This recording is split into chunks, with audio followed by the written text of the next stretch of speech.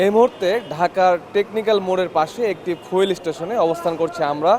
এখানে এসে আমরা যেটি দেখতে পেলাম যে এখানে আপনার জ্বালানি যে সরবরাহ অর্থাৎ অকটেন এবং ডিজেল দুটি কিন্তু সরবরাহ করা হচ্ছে। আমরা যেটি এখানে এসে দেখলাম, এখানে যারা আসছেন তাদের আসলে চাহিদা মতো কিন্তু এখানে জ্বালানি সরবরাহ করতে আমরা দেখিনি। তারা বলছেন যে এই পেট্রোল পাম্পটিতে আজকের যে জ্বালানির চাহিদা ছিল তা কিন্তু আসলে তারা ঠিক ততটুকু জ্বালানি পাননি। এবং এখানে আমরা যখন দেখছি তখন দেখছি যে আজকে কিন্তু এই ফুয়েল স্টেশনটিতে এখানে আমরা দেখছি যে মোটর সাইকেল যেগুলো রয়েছে বাইকগুলোতে 300 টাকার করে অকটেন সরবরাহ করা হচ্ছে, অকটেন দেওয়া হচ্ছে এবং একই সঙ্গে আসলে অন্যান্য যে যানগুলো রয়েছে সেগুলোতে কিন্তু ডিজেল সরবরাহ করা হচ্ছে।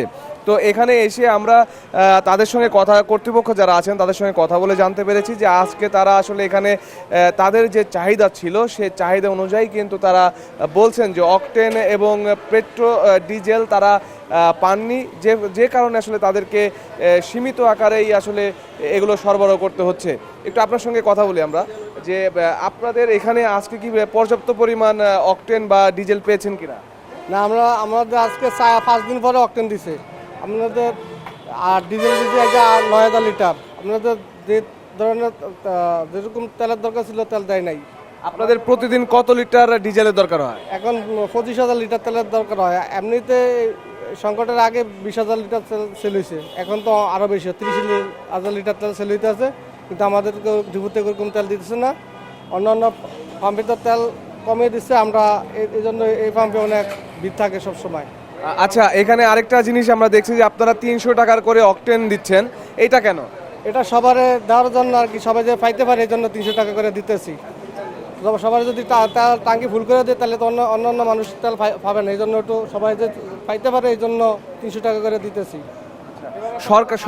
সরকার তো রেশনিং পদ্ধতি তুলে দিয়েছে, আপনাদের যা চাইবে সেটুকুই দিতে হবে, আপনারা কেন 300 টাকা করে দিচ্ছেন? সরকার যে 300 টাকা করে তো দিচ্ছে মনে হয়। সরকার বলেছে যে গ্রাহক যেটা চাইবে সেটাই দিতে হবে, আপনারা কেন 300 টাকা করে দিচ্ছেন? সরকার আমাদেরকে ডিপো থেকে ওইভাবে আমাকে তেল দেয় না, আমরা যেভাবে দিব আমাদের যেভাবে দিচ্ছে ওইভাবে আমরা তেল সাপ্লাই দিতেছি, সবাই যাতে পাইতে পারে। এখানে আরেকজন বাইকার রয়েছেন, তার সঙ্গে একটু আমরা কথা বলি যে আজকে আপনি অকটেন নিতে আসছেন, এখানে আপনার চাহিদা কতটুকু ছিল এবং আপনি চাহিদা মতো পেয়েছেন কিনা? ভাই আমি এখন নেই নাই, আমি আজকে সকালে সিলেট হবিগঞ্জ থেকে আসছি। ব্রাহ্মণবাড়িয়া বিশ্ব রোড থেকে কোনো পাম্পে তেল দিচ্ছে না, তবে একটা পাম্পে তেল দিচ্ছে, কোনো গাড়ি নাই, শুধু আমি 200 টাকার পাইছি। এখন যাবো মানিকগঞ্জ, এখন ভাইয়ারা জিজ্ঞাসা করলাম, বললো 300 টাকা দিতে পারবে। তো 300 টাকা নিলে আমার আবার রাস্তায় অথবা আসার পথে আমার আবার আরেক জায়গাতে নিতে হবে। এটা একটা ভোগান্তির শিকার আর কি। আমরা চাই এই ভোগান্তিতে যেন মানুষ অতি তাড়াতাড়ি কাম ব্যাক করে। এটা আরেক জায়গায় এখন 300 টাকা নিব, আবার 3 ঘন্টা পর আবার 300 টাকা নিতে হবে। এটা একটা বড় ভোগান্তির সময় অপচয়। আমরা শুনছিলাম যারা তেল নিচ্ছেন তাদের কথা, আমরা আরেকটু কথা বলতে চাই। এদিকে আপনারা কতক্ষণ ধরে এখানে লাইনে দাঁড়িয়ে আছেন? আমি এখানে প্রায় 20 মিনিট ধরে লাইনে দাঁড়াই আছি। আচ্ছা, গত কয়েকদিন ধরে যে দীর্ঘ লাইন ছিল আজকে কি সেরকম আছে নাকি আজকে হালকা হয়ে গেছে? আজকে একটু কম দেখা যাচ্ছে। হ্যাঁ, এখন আপনাদের কাছে, আপনারা তো রেগুলার বাইক চালান, আপনাদের কাছে কি মনে হচ্ছে জ্বালানি অবস্থা কি স্বাভাবিক হয়ে যাচ্ছে নাকি সংকট আছে? এখন শোনেন, আমি গভর্নমেন্ট চাকরি করি, আমার এই গাড়িটা গভর্নমেন্টের, আমি সরকারি স্লিপে তেল নিয়ে আমি 3 দিন এসে ফিরে গেছি। তো আজকের আসছি, তা আইসা দেখা যাচ্ছে যে একটু কম। আরও 3 দিন আসছি যে তখন তো তেলের পাম্পও বন্ধ ছিল, এবং আরেকদিন এসে বিশাল লাইন, কিন্তু আমি লাইন দিকে চলে গেছিলাম। এখানে আপনারা দেখতে পাচ্ছেন যে আরও বেশ কিছু বাইক কিন্তু দাঁড়িয়ে আছে এবং এটি আজ দীর্ঘ সারি আমাদের চোখে পড়েনি, যদিও আমরা যখন আসছিলাম আসাদ গেট মোড়ের যে পাম্পগুলো রয়েছে সেগুলোতে আমরা দেখেছি কিন্তু যে দীর্ঘ সারি, অর্থাৎ যে আসাদ গেট মোড় পার হয়ে সোনার বাংলা পেট্রোল পাম্প যেটি রয়েছে সেটির ঠিক এর আগের দিনগুলোতে আমরা যেমন দীর্ঘ সারি দেখেছিলাম, আজকেও আমরা আসার সময় দেখেছি যে ওখানে কিন্তু দীর্ঘ সারি ছিল। তবে এই গাবতলী টেকনিক্যাল মোড় সংলগ্ন যে পেট্রোল পাম্পগুলো রয়েছে এখানে কিন্তু আজকে আমরা দীর্ঘ সারি দেখিনি।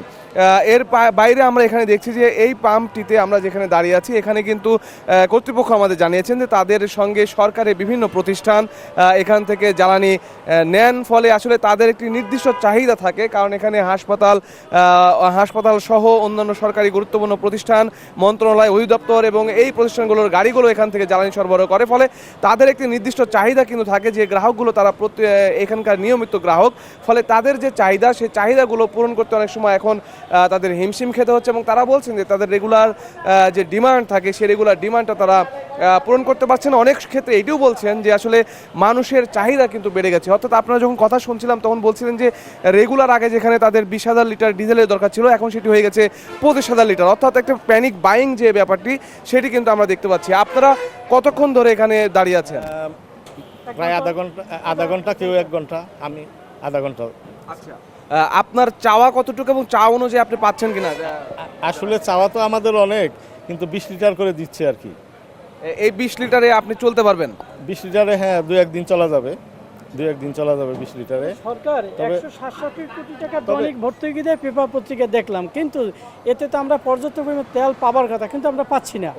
কিন্তু আমরা যে পাচ্ছি না, আমরা 10 লিটার 20 লিটার এভাবে দেয়, কিন্তু আমার গাড়ি তেল 70 লিটার তেল, সেখানে পেয়েছি 20 লিটার, একদিন 2 দিন যে আবার তেল নেই, সঠিকভাবে পাচ্ছি না আর কি। আজ বিভিন্ন সরকার সিদ্ধান্ত নিয়েছেন যে বিভিন্ন পেট্রোল পাম্পগুলোতে, প্রত্যেকটি পেট্রোল পাম্পগুলোতেই ট্যাগ অফিসার নিয়োগ দেবে। এখানে এসে কি আপনি কোনো ট্যাগ অফিসার দেখেছেন কিনা?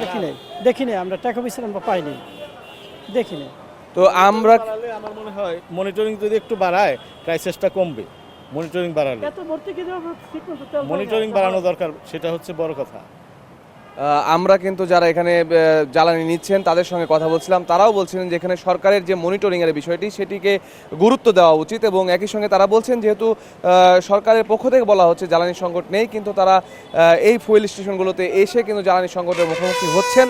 সেই জায়গাতে তারা বলছেন যে সরকারের একটি গুরুত্বপূর্ণ দায়িত্ব হচ্ছে যে আসলে এখন এই জায়গাগুলোতে মনিটরিংয়ের ব্যবস্থা করে। এবং আমরা দেখেছি যে গতকাল সরকারের পক্ষ থেকেও জানানো হয়েছে যে প্রত্যেকটি পেট্রোল পাম্পে একজন সরকারি কর্মকর্তা ট্যাগ অফিসার হিসেবে কাজ করবেন, যিনি প্রত্যেকটি পেট্রোল পাম্পে ডিপো থেকে কত লিটার তেল আসছে এবং তারা কত লিটার সরবরাহ করছে এই সমস্ত কিছুর একটি হিসাব রেখে তিনি জ্বালানি ও খনিজ সম্পদ বিভাগকে অভিহিত করবেন। এবং আমরা জানি যে গতকাল সরকার যে সিদ্ধান্ত নিয়েছে সেখানে বলা হচ্ছে যে ঢাকা এবং চট্টগ্রাম এই দুইটি মহানগরীতে এখানে বিপিসি বাংলাদেশ পেট্রোলিয়াম কর্পোরেশনের পক্ষ থেকে এই ট্যাগ অফিসার নিয়োগ দেওয়া হবে, এবং অন্যান্য শহর এবং অন্যান্য উপজেলা জেলাগুলোতে যে পেট্রোল পাম্পগুলো রয়েছে সেখানে সরকারি একজন কর্মকর্তা তিনি ট্যাগ অফিসার হিসেবে কাজ করবেন এবং তাকে নিয়োগ দিবেন যথাক্রমে জেলা শহরগুলোতে জেলা প্রশাসক এবং উপজেলাগুলোতে ইউনো এই ট্যাগ অফিসারগুলো নিয়োগ দেবেন, এবং তারা আসলে সেখানেই তাদের যে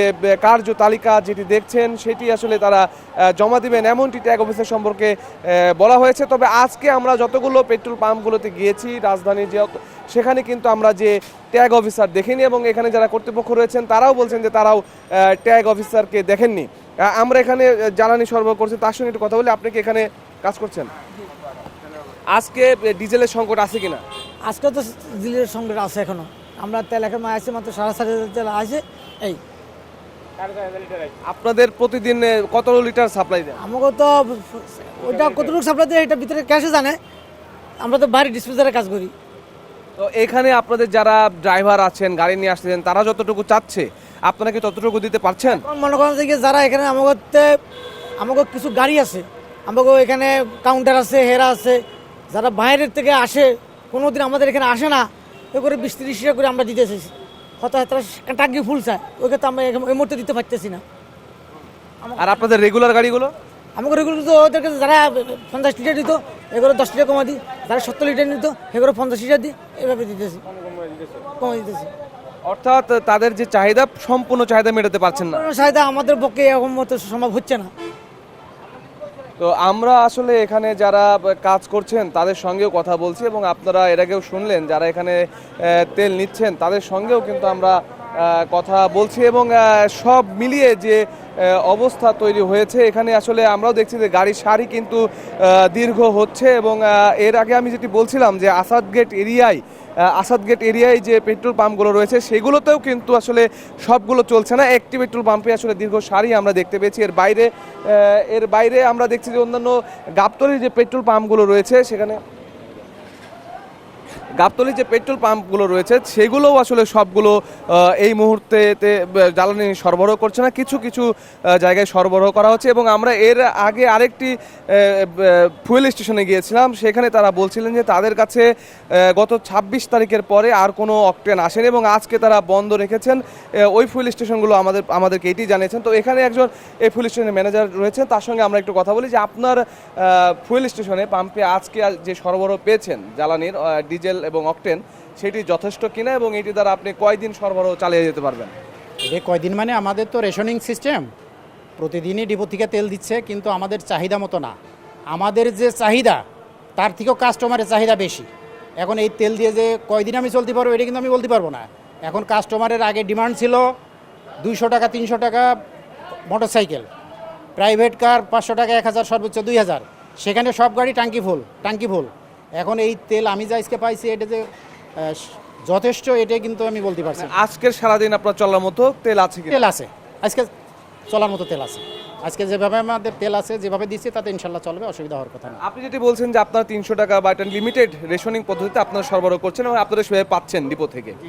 যারা এখানে গ্রাহক আসছেন তারা আমরা দেখছি যে ফুল ট্যাঙ্ক, আপনিও বললেন যে ফুল ট্যাঙ্কি যাচ্ছে, তাদের সঙ্গে আপনাদের মনোমালিন্য হচ্ছে কি? না, মনোমালিন্যর কিছু কিছু আছে, কাস্টমার সবাই তো আর একরকম না।